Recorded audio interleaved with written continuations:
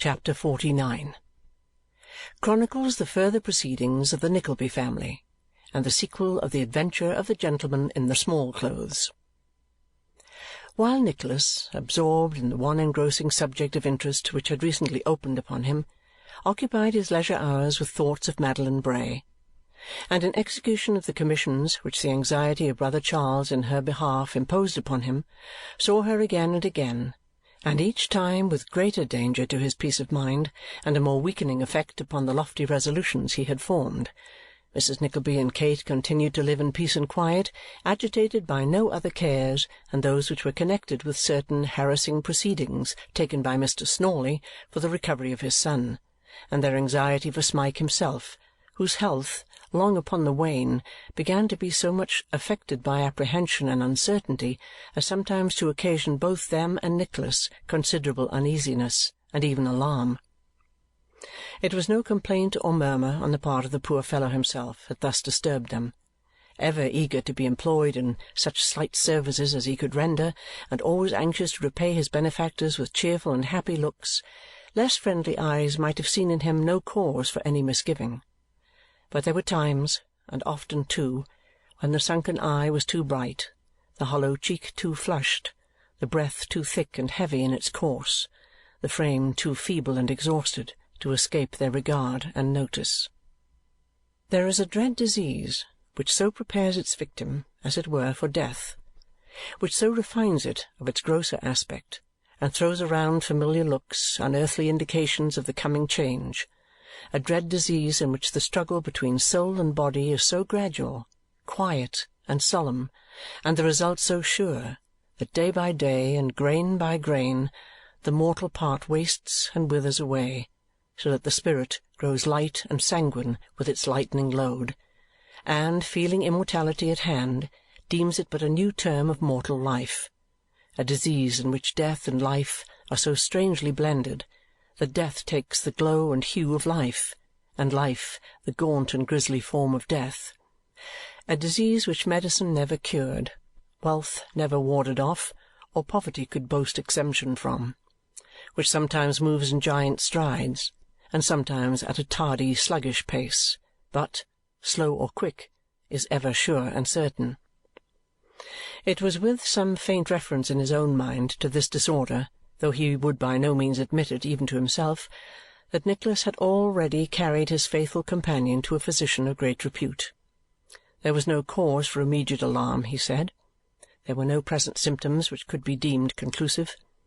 The constitution had been greatly tried and injured in childhood, but still it might not be, and that was all. But he seemed to grow no worse, and as it was not difficult to find a reason for these symptoms of illness in the shock and agitation he had recently undergone, Nicholas comforted himself with the hope that his poor friend would soon recover. This hope his mother and sister shared with him, and as the object of their joint solicitude seemed to have no uneasiness or despondency for himself, but each day answered with a quiet smile that he felt better than he had upon the day before, their fears abated, and the general happiness was by degrees restored. Many and many a time in after years did Nicholas look back to this period of his life, and tread again the humble, quiet, homely scenes that rose up as of old before him. Many and many a time, in the twilight of a summer evening, or beside the flickering winter's fire, but not so often or so sadly then, would his thoughts wander back to these old days, and dwell with a pleasant sorrow upon every slight remembrance which they brought crowding home. The little room in which they had so often sat, long after it was dark, figuring such happy futures, Kate's cheerful voice and merry laugh, how, if she were from home, they used to sit and watch for her return, scarcely breaking silence, but to say how dull it seemed without her. The glee with which poor Smike would start from the darkened corner where he used to sit and hurry to admit her, and the tears they often saw upon his face, half wondering to see them too, and he so pleased and happy, every little incident and even slight words and looks of those old days little heeded then, but well remembered when busy cares and trials were quite forgotten, came fresh and thick before him many and many a time, and, rustling above the dusty growth of years, came back green boughs of yesterday. But there were other persons associated with these recollections, and many changes came about before they had being. A necessary reflection for the purpose of these adventures, which at once subside into their accustomed train, and shunning all flighty anticipations or wayward wanderings, pursue their steady and decorous course. If the brothers Cheeryble, as they found Nicholas worthy of trust and confidence, bestowed upon him every day some new and substantial mark of kindness, they were not less mindful of those who depended on him. Various little presents to Mrs. Nickleby, always of the very things they most required, tended in no slight degree to the improvement and embellishment of the cottage.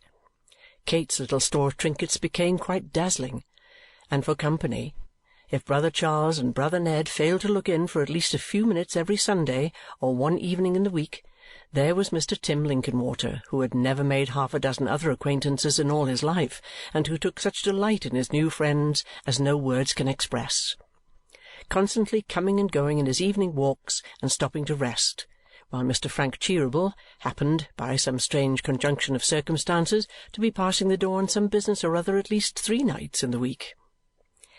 "He is the most attentive young man I ever saw, Kate," said Mrs. Nickleby to her daughter one evening, when this last-named gentleman had been the subject of the worthy lady's eulogium for some time, and Kate had sat perfectly silent. "Attentive, mamma," rejoined Kate. "Bless my heart, Kate!"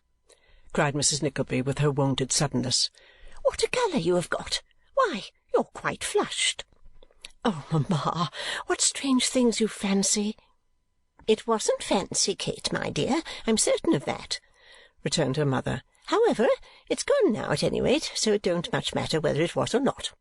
What was it we were talking about? Oh, Mr. Frank, I never saw such attention in my life, never." "Surely you are not serious?" returned Kate, colouring again, and this time beyond all dispute. "Not serious?" returned Mrs. Nickleby. "Why shouldn't I be serious? I'm sure I never was more serious. I will say that his politeness and attention to me is one of the most becoming, gratifying, pleasant things I've seen for a very long time. You don't often meet with such behaviour in young men, and it strikes one more when one does meet with it." "Oh, attention to you, mamma," rejoined Kate quickly. "Oh, yes." "Dear me, Kate," retorted Mrs. Nickleby, "what an extraordinary girl you are! Was it likely I should be talking of his attention to anybody else? I declare I'm quite sorry to think you should be in love with a German lady. That I am." "He said very positively that it was no such thing, mamma," returned Kate. "Don't you remember his saying so that very first night he came here? Besides," she added in a more gentle tone, "why should we be sorry if it is the case? What is it to us, mamma?"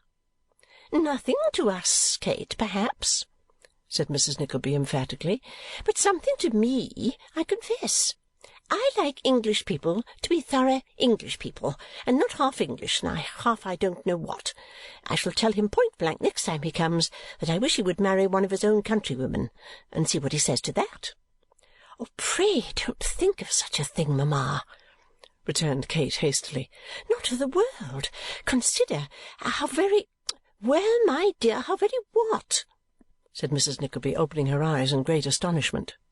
Before Kate had returned any reply, a queer little double knock announced that Miss La Creevy had called to see them, and when Miss La Creevy presented herself, Mrs. Nickleby, though strongly disposed to be argumentative on the previous question, forgot all about it in a gush of supposes upon the coach she had come by, supposing that the man who drove must have been either the man in the shirt-sleeves or the man with the black eye, that whoever he was he hadn't found that parasol she left inside last week, and that no doubt they had stopped a long while at the half-way house coming down, or that perhaps being full they had come straight on, and lastly that they surely must have passed Nicholas on the road. "I saw nothing of him," answered Miss La Creevy, "but I saw that dear old soul, Mr. Linkinwater." "Taking his evening walk and coming on to rest here before he turns back to the city, I'll be bound," said Mrs. Nickleby. "I should think he was," returned Miss La Creevy, "especially as young Mr. Cheeryble was with him." "Surely that is no reason why Mr. Linkinwater should be coming here?" said Kate. "Why, I think it is, my dear," said Miss La Creevy. "For a young man, Mr. Frank is not a very good walker, and I observe that he generally falls tired and requires a good long rest when he has come as far as this. But where is my friend?"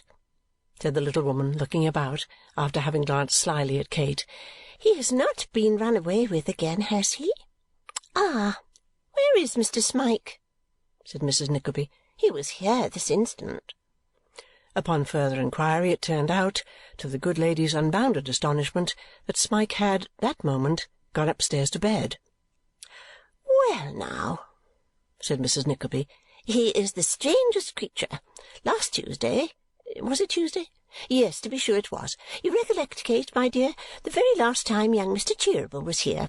Last Tuesday night he went off in just the same strange way, at the very moment the knock came to the door. It cannot be that he don't like company, because he is always fond of people who are fond of Nicholas, and I am sure young Mr. Cheeryble is.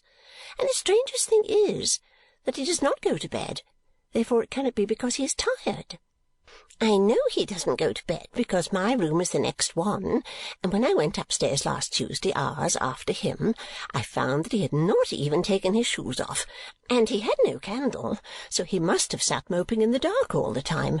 Now, upon my word," said Mrs. Nickleby, "when I come to think of it, that's very extraordinary." As the hearers did not echo this sentiment, but remained profoundly silent, either as not knowing what to say or as being unwilling to interrupt, Mrs. Nickleby pursued the thread of her discourse after her own fashion. "I hope," said that lady, "that this unaccountable conduct may not be the beginning of his taking to his bed and living there all his life, like the thirsty woman of Tutbury, or the Cock Lane ghost, or some of those extraordinary creatures. One of them had some connection with our family. I forget, without looking back to some old letters I have upstairs, whether it was my great-grandfather who went to school with the Cock Lane ghost, or the thirsty woman of Tutbury who went to school with my grandmother. Miss La Creevy, you know, of course. Which was it that didn't mind what the clergyman said, the Cock Lane ghost or the thirsty woman of Tutbury?" "The Cock Lane ghost, I believe." "Then I have no doubt," said Mrs. Nickleby, "that it was with him my great-grandfather went to school, for I know the master of his school was a dissenter, and that would in a great measure account for the Cock Lane ghost's behaving in such an improper manner to the clergyman when he grew up. Ah, train up a ghost, child, I mean." Any further reflections on this fruitful theme were abruptly cut short by the arrival of Tim Linkinwater and Mr. Frank Cheeryble, in the hurry of receiving whom Mrs. Nickleby speedily lost sight of everything else. "I'm so sorry Nicholas is not at home," said Mrs. Nickleby. "Kate, my dear, you must be both Nicholas and yourself." "Miss Nickleby need be but herself," said Frank. "I, if I may venture to say so, oppose all change in her." "Then at all events she shall press you to stay," returned Mrs. Nickleby. "Mr. Linkinwater says 10 minutes, but I cannot let you go so soon. Nicholas would be very vexed, I am sure. Kate, my dear." In obedience to a great number of nods and winks and frowns of extra significance, Kate added her entreaties that the visitors would remain. But it was observable that she addressed them exclusively to Tim Linkinwater, and there was besides a certain embarrassment in her manner which, although it was as far from impairing its graceful character as the tinge it communicated to her cheek was from diminishing her beauty, was obvious at a glance even to Mrs. Nickleby. Not being of a very speculative character, however, save under circumstances where her speculations could be put into words and uttered aloud, that discreet matron attributed the emotion to the circumstance of her daughter's not happening to have her best frock on, though I never saw her look better, certainly, she reflected at the same time. Having settled the question in this way, and being most complacently satisfied that in this and in all other instances her conjecture could not fail to be the right one, Mrs. Nickleby dismissed it from her thoughts and inwardly congratulated herself on being so shrewd and knowing. Nicholas did not come home, nor did Smike reappear, but neither circumstance, to say the truth, had any great effect upon the little party, who were all in the best humour possible. Indeed, there sprang up quite a flirtation between Miss La Creevy and Tim Linkinwater, who said 1,000 jocose and facetious things and became by degrees quite gallant, not to say tender. Little Miss La Creevy, on her part, was in high spirits, and rallied Tim on having remained a bachelor all his life with so much success, that Tim was actually induced to declare that if he could get anybody to have him, he didn't know but what he might change his condition even yet. Miss La Creevy earnestly recommended a lady she knew who would exactly suit Mr. Linkinwater and had a very comfortable property of her own, but this latter qualification had very little effect upon Tim, who manfully protested that fortune would be no object with him, but that true worth and cheerfulness of disposition were what a man should look for in a wife, and that if he had these he could find money enough for the moderate wants of both. This avowal was considered so honourable to Tim that neither Mrs. Nickleby nor Miss La Creevy could sufficiently extol it, and stimulated by their praises, Tim launched out into several other declarations, also manifesting the disinterestedness of his heart and a great devotion to the fair sex, which were received with no less approbation. This was done and said with a comical mixture of jest and earnest, and, leading to a great amount of laughter, made them very merry indeed. Kate was commonly the life and soul of the conversation at home, but she was more silent than usual upon this occasion, perhaps because Tim and Miss La Creevy engrossed so much of it, and, keeping aloof from the talkers, sat at the window watching the shadows as the evening closed in, and enjoying the quiet beauty of the night, which seemed to have scarcely less attractions to Frank, who first lingered near and then sat down beside her. No doubt there are a great many things to be said appropriate to a summer evening, and no doubt they are best said in a low voice, as being most suitable to the peace and serenity of the hour. Long pauses, too, at times, and then an earnest word or so, and then another interval of silence, which, somehow, does not seem like silence either, and perhaps now and then a hasty turning away of the head or drooping of the eyes towards the ground. All these minor circumstances, with a disinclination to have candles introduced and a tendency to confuse hours with minutes, are doubtless mere influences of the time, as many lovely lips can clearly testify. Neither is there the slightest reason why Mrs. Nickleby should have expressed surprise when, candles being at length brought in, Kate's bright eyes were unable to bear the light, which obliged her to avert her face and even to leave the room for some short time, because, when one has sat in the dark so long, candles are dazzling, and nothing can be more strictly natural than that such results should be produced, as all well-informed young people know. For that matter, old people know it too, or did know it once, but they forget these things sometimes, and more's the pity. The good lady's surprise, however, did not end here. It was greatly increased when it was discovered that Kate had not the least appetite for supper, a discovery so alarming that there is no knowing in what unaccountable efforts of oratory Mrs. Nickleby's apprehensions might have been vented if the general attention had not been attracted, at the moment, by a very strange and uncommon noise, proceeding, as the pale and trembling servant-girl affirmed, and as everybody's sense of hearing seemed to affirm also, right down the chimney of the adjoining room. It being quite plain to the comprehension of all present that, however extraordinary and improbable it might appear, the noise did nevertheless proceed from the chimney in question, and the noise, which was a strange compound of various shuffling, sliding, rumbling, and struggling sounds, all muffled by the chimney, still continuing, Frank Cheeryble caught up a candle, and Tim Linkinwater the tongs, and they would have very quickly ascertained the cause of this disturbance if Mrs. Nickleby had not been taken very faint and declined being left behind on any account. This produced a short remonstrance, which terminated in their all proceeding to the troubled chamber in a body, excepting only Miss La Creevy, who, as the servant-girl volunteered a confession of having been subject to fits in her infancy, remained with her to give the alarm and apply restoratives in case of extremity. Advancing to the door of the mysterious apartment, they were not a little surprised to hear a human voice, chanting with a highly elaborated expression of melancholy, and in tones of suffocation which a human voice might have produced from under 5 or 6 feather beds of the best quality, the once popular air of "Has she then failed in her truth, the beautiful maid I adore?" Nor, on bursting into the room without demanding a parley, was their astonishment lessened by the discovery that these romantic sounds certainly proceeded from the throat of some man up the chimney, of whom nothing was visible but a pair of legs, which were dangling above the grate, apparently feeling, with extreme anxiety, for the top bar whereon to effect a landing. A sight so unusual and unbusinesslike as this completely paralysed Tim Linkinwater, who, after 1 or 2 gentle pinches at the stranger's ankles, which were productive of no effect, stood clapping the tongs together as if he were sharpening them for another assault, and did nothing else. "This must be some drunken fellow," said Frank. "No thief would announce his presence thus."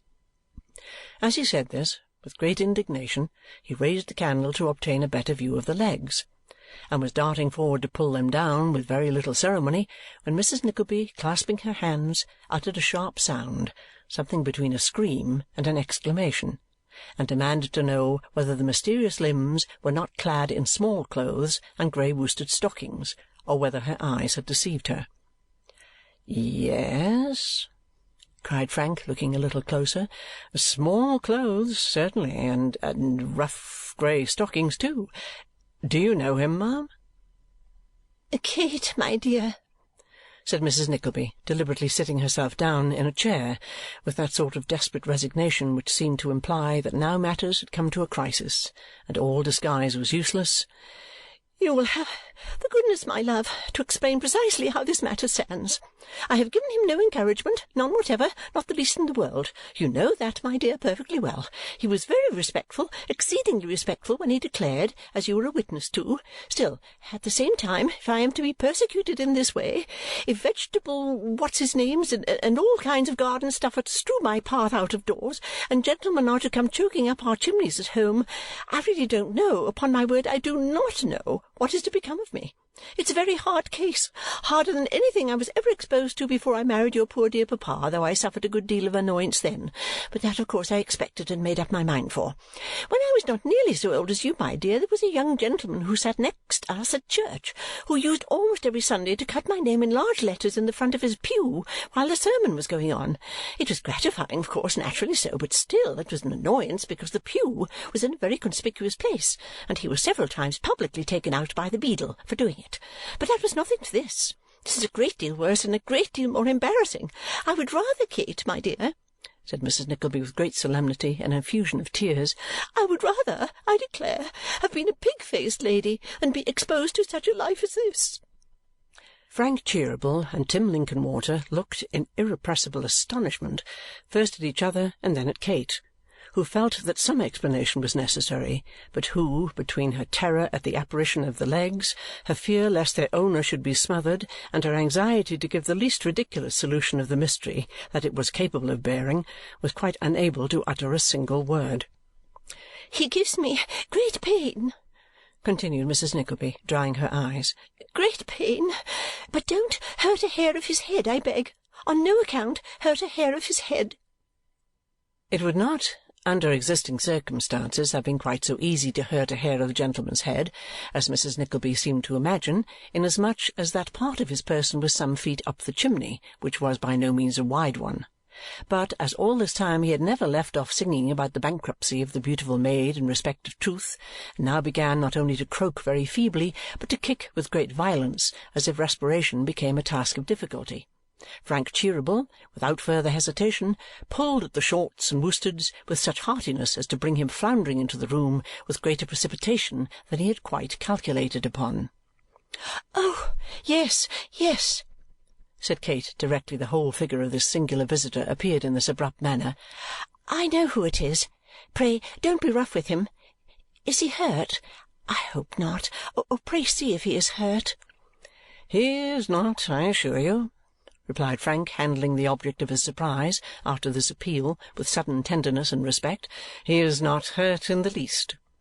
"Don't let him come any nearer," said Kate, retiring as far as she could. "Oh, no, he shall not," rejoined Frank. "You see, I have him secure here. But may I ask you what this means, and whether you expected this old gentleman?" "Oh, no," said Kate, "of course not. But he... Mamma does not think so, I believe, but he is a mad gentleman who has escaped from the next house and must have found an opportunity of secreting himself here." "Kate," interposed Mrs. Nickleby with severe dignity, "I am surprised at you." "Dear mamma," Kate gently remonstrated. "I am surprised at you," repeated Mrs. Nickleby. "Upon my word, Kate, I am quite astonished that you should join the persecutors of this unfortunate gentleman when you know very well that they have the basest designs upon his property and that that is the whole secret of it. It would be much kinder of you, Kate, to ask Mr. Linkinwater or Mr. Cheeryble to interfere in his behalf and see him righted. You ought not to allow your feelings to influence you. It's not right. Very far from it. What should my feelings be, do you suppose, if anybody ought to be indignant? Who is it? I, of course, and very properly so. Still, at the same time, I wouldn't commit such an injustice for the world. No," continued Mrs. Nickleby, drawing herself up and looking another way with a kind of bashful stateliness. "This gentleman will understand me when I tell him that I repeat the answer I gave him the other day, that I always will repeat it, though I do believe him to be sincere when I find him placing himself in such dreadful situations on my account, and that I request him to have the goodness to go away directly, or it will be impossible to keep his behaviour a secret from my son Nicholas. I am obliged to him, very much obliged to him, but I cannot listen to his addresses for a moment. It's quite impossible." While this address was in course of delivery, the old gentleman, with his nose and cheeks embellished with large patches of soot, sat upon the ground with his arms folded, eyeing the spectators in profound silence, and with a very majestic demeanour. He did not appear to take the smallest notice of what Mrs. Nickleby said, but when she ceased to speak, he honoured her with a long stare, and inquired if she had quite finished. "I have nothing more to say," replied that lady modestly. "I really cannot say anything more." "Very good," said the old gentleman, raising his voice. "Then bring in the bottled lightning, a clean tumbler, and a corkscrew." Nobody executing this order, the old gentleman, after a short pause, raised his voice again and demanded a thunder sandwich. This article not being forthcoming either, he requested to be served with a fricassee of boot-tops and goldfish sauce, and then, laughing heartily, gratified his hearers with a very long, very loud, and most melodious bellow. But still Mrs. Nickleby, in reply to the significant looks of all about her, shook her head as though to assure them that she saw nothing whatever in all this, unless indeed it were a slight degree of eccentricity. She might have remained impressed with these opinions down to the latest moment of her life, but for a slight train of circumstances which, trivial as they were, altered the whole complexion of the case. It happened that Miss La Creevy, finding her patient in no very threatening condition, and being strongly impelled by curiosity to see what was going forward, bustled into the room while the old gentleman was in the very act of bellowing. It happened, too, that the instant the old gentleman saw her, he stopped short, skipped suddenly on his feet, and fell to kissing his hand violently, a change of demeanour which almost terrified the little portrait-painter out of her senses and caused her to retreat behind Tim Linkinwater with the utmost expedition. "Ah-ha!" cried the old gentleman, folding his hands and squeezing them with great force against each other. "I see her now! I see her now! My love, my life, my bride, my peerless beauty! She has come at last, and all is gas and gaiters!" Mrs. Nickleby looked rather disconcerted for a moment, but immediately recovering, nodded to Miss La Creevy and the other spectators several times, and frowned, and smiled gravely, giving them to understand that she saw where the mistake was and would set it all to rights in a minute or two. "She is come," said the old gentleman, laying his hand upon his heart. "Cormoran and Blunderbore, she is come. All the wealth I have is hers if she will take me for her slave. Where are grace, beauty, and blandishments like those? In the Empress of Madagascar? No. In the Queen of Diamonds? No. In Mrs. Rowland, who every morning bathes in Calidore for nothing? No. Melt all these down into one with the 3 Graces, the 9 Muses, and 14 biscuit-bakers' daughters from Oxford Street, and make a woman half as lovely?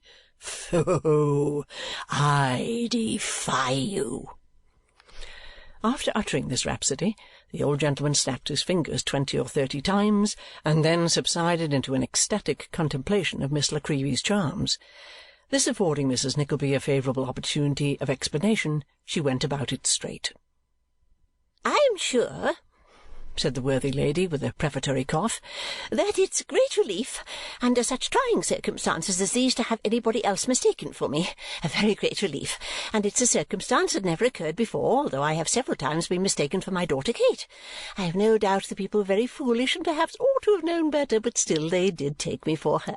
And of course that was no fault of mine, and it would be very hard indeed if I was to be made responsible for it. However, in this instance, of course, I must feel that I should do exceedingly wrong if I suffered anybody, especially anybody that I am under great obligations to be made uncomfortable on my account, and therefore I think it my duty to tell that gentleman that he is mistaken, that I am the lady who he has told by some impertinent person was niece to the Council of Paving-Stones, and that I do beg and entreat of him to go quietly away if it's only for—" Here Mrs. Nickleby simpered and hesitated. "For my sake." It might have been expected the old gentleman would have been penetrated to the heart by the delicacy and condescension of this appeal, and that he would at least have returned a courteous and suitable reply.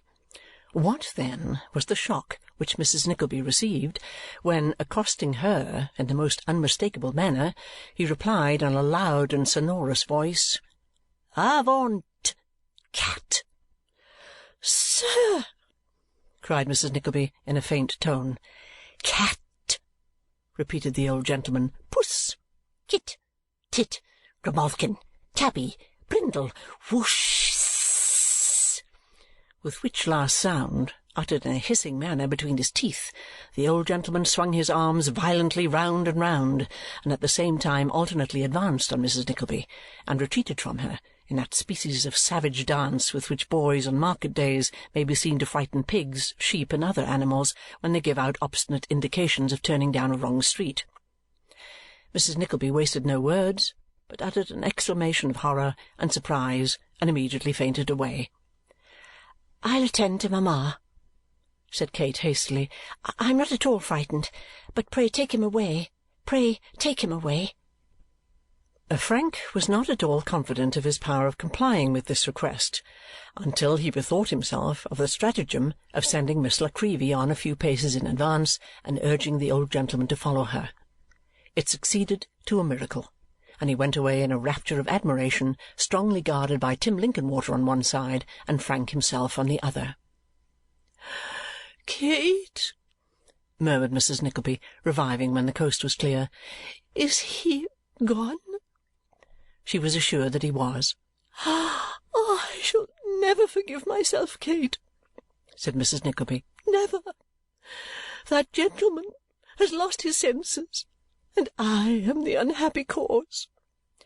"You the cause?" said Kate, greatly astonished.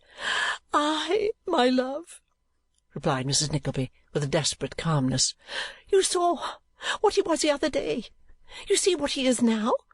I told your brother weeks and weeks ago, Kate, that I hoped a disappointment might not be too much for him. You see what a wreck he is, making allowance for his being a little flighty. You know how rationally and sensibly and honourably he talked when we saw him in the garden. You have heard the dreadful nonsense he has been guilty of this night, and the manner in which he has gone on with that poor unfortunate little old maid. Can anybody doubt how all this has been brought about?" "I should scarcely think they could," said Kate mildly. "I should scarcely think so either," rejoined her mother. "Well, if I am the unfortunate cause of this, I have the satisfaction of knowing that I am not to blame.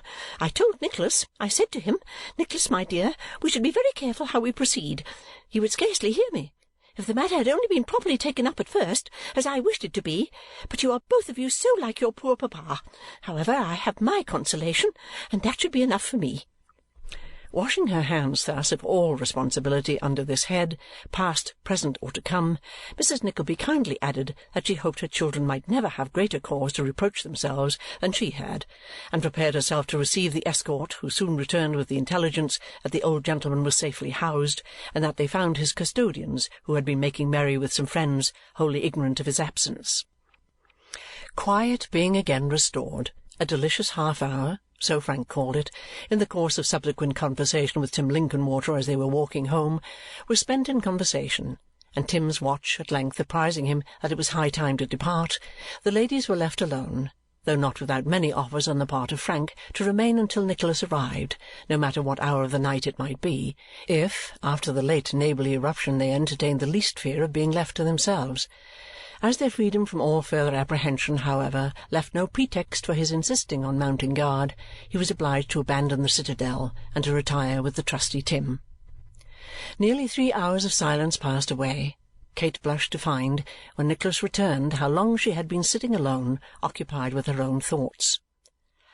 "I really thought it had not been half an hour," she said. "They must have been pleasant thoughts, Kate," rejoined Nicholas gaily, "to make time pass away like that. What were they now?" Kate was confused. She toyed with some trifle on the table, looked up and smiled, looked down, and dropped a tear. "Why, Kate," said Nicholas, drawing his sister towards him and kissing her, "let me see your face. No? Ah, that was but a glimpse. That's scarcely fair. A longer look than that, Kate. Come, and I'll read your thoughts for you." There was something in this proposition, albeit it was said without the slightest consciousness or application, which so alarmed his sister that Nicholas laughingly changed the subject to domestic matters, and thus gathered by degrees, as they left the room and went upstairs together, how lonely Smike had been all night, and by very slow degrees too, for on this subject also Kate seemed to speak with some reluctance. "Poor fellow!" said Nicholas, tapping gently at his door. "What can be the cause of all this?" Kate was hanging on her brother's arm. The door being quickly opened, she had no time to disengage herself before Smike, very pale and haggard and completely dressed, confronted them. "And have you not been to bed?" said Nicholas. "No," was the reply. Nicholas gently detained his sister, who made an effort to retire, and asked, "Why not?" "I could not sleep," said Smike, grasping the hand which his friend extended to him. "You are not well?" rejoined Nicholas. "I am better indeed, a great deal better," said Smike quickly. "Then why do you give way to these fits of melancholy?" inquired Nicholas in his kindest manner. "Or why not tell us the cause? You grow a different creature, Smike." "I do.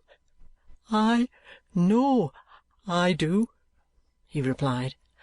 "I will tell you the reason one day, but not now.